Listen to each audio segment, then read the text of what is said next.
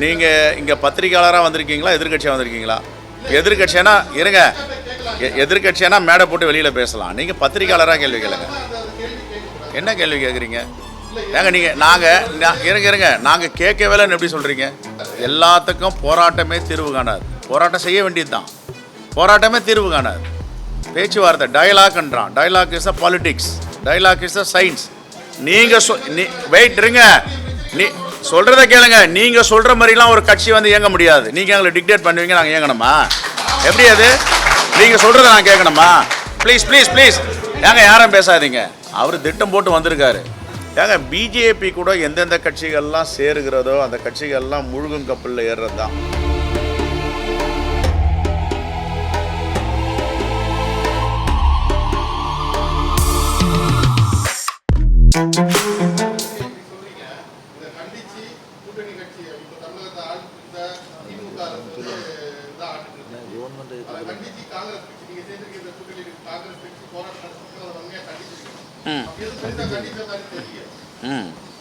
எனக்கு 57 வயசு, நான் இன்ஜினியர்.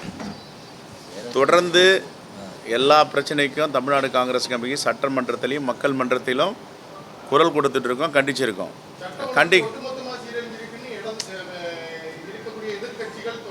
நீங்கள் இங்கே பத்திரிக்கையாளராக வந்திருக்கீங்களா, எதிர்கட்சியாக வந்திருக்கீங்களா?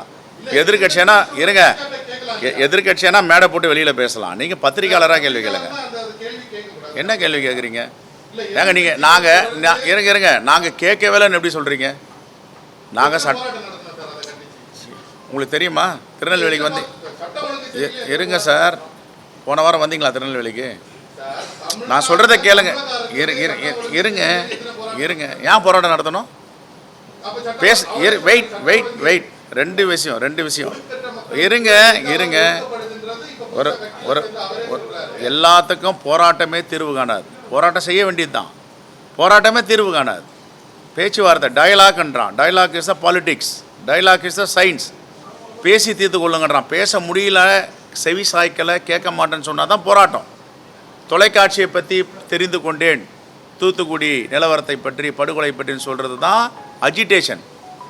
வருத்தம் தெரிவித்து இது தப்பு அப்படின்னு அரசு ஒத்துக்குது, நாங்கள் கண்டிக்கிறோன்னு அரசு ஒத்துக்குது, நடவடிக்கை எடுக்கிறோன்னு அரசு ஒத்துக்குதுன்னு சொல்லும் போது நான் போய் போராட்டம் பண்ணேன்னா அதில் என்ன அர்த்தம் இருக்குது?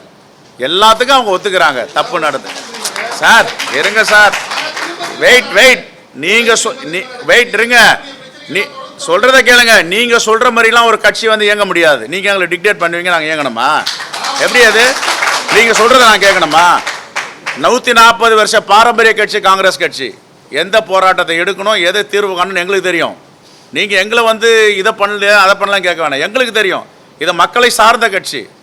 நீங்கள் ஏன் வந்து இரு சார், மக்களுக்காக தான் போராடிட்டு இருக்கோம்.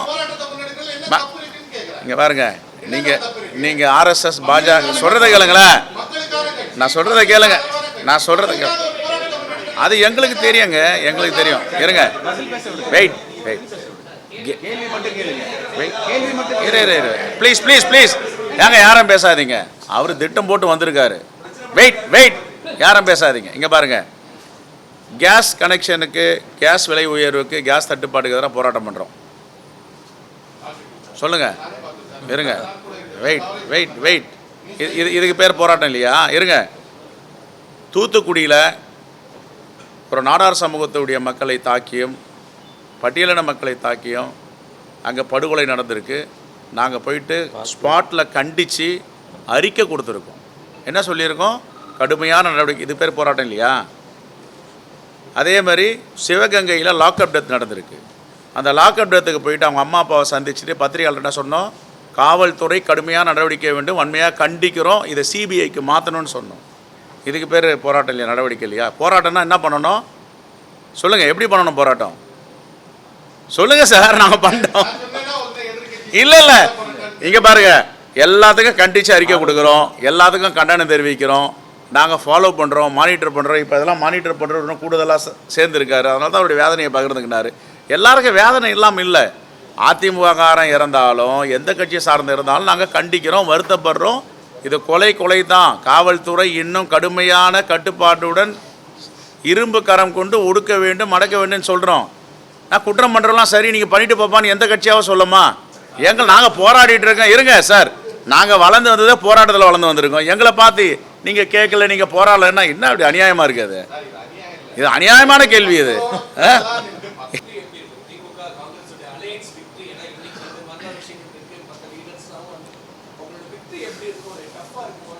ஏங்க பிஜேபி கூட எந்தெந்த கட்சிகள்லாம் சேருகிறதோ அந்த கட்சிகள்லாம் முழுகும் கப்பலில் ஏறுறது தான்.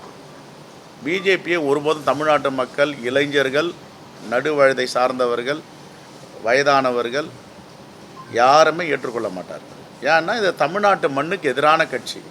ஒரே ஒரு உதாரணம் சொல்கிறேன். தமிழ்நாட்டுக்கு கொடுக்க வேண்டிய ஜல்ஜீவன் நீர் பங்கீடுடைய பணத்தை கொடுக்கல, சமக்கிர சிக்ஷா அபியான் அந்த பணத்தை கொடுக்கல, ஜிஎஸ்டி கொடுக்கல, மெட்ரோ வாட்டர் மதுரைக்கும் கோயம்புத்தூருக்கும் வரத்து தடுத்து நிறுத்திட்டாங்க. நீங்கள் இவ்வளோ அநீதி பண்ணுவீங்க, உங்களுக்கு யாரும் ஓட்டு போடுவாங்களா? உங்கள் கூட்டணி கட்சி ஓட்டு போடுவாங்களா? சொல்லுங்கள். நிதிநிலை அறிக்கையில் பட்ஜெட்டில் எப்போவுமே தேர்தல் நடக்குதுன்னா தேர்தல் நடக்கும் மாநிலங்களில் ஐவாஷ் பண்ணுறதுக்காக கொஞ்சம் ஒதுக்குவாங்க. ஒதுக்கிட்டு அதை நடைமுறைப்படுத்த மாட்டாங்க. இங்கே அது கூட கிடையாது. அப்படின்னா பிஜேபி முடிவு பண்ணிட்டாங்க, இங்கே என்ன குட்டிக்காரன் அடித்தாலும், எத்தனை அதிமுக கூட்டிகிட்டு போனாலும் தமிழ்நாட்டில் எடுபடாது. ஆகையால் விட்டுருவோம் அந்த ஸ்டேட்டுன்னு விட்டுட்டு தான் ரவியை அங்கே வெஸ்ட் பெங்காலில் மாற்றிட்டாங்க ஆளுநரை. இங்கே தொந்தரவு கொடுத்துட்டே இருக்கப்பா, இங்கே வேணாம், அங்கே தொந்தரவு கொடுனே. இந்த மாநிலம் நம்ம கைவிட்டு போயிடுச்சு, மீண்டும் இவங்க தான் ஆட்சிக்கு வர போகிறாங்க.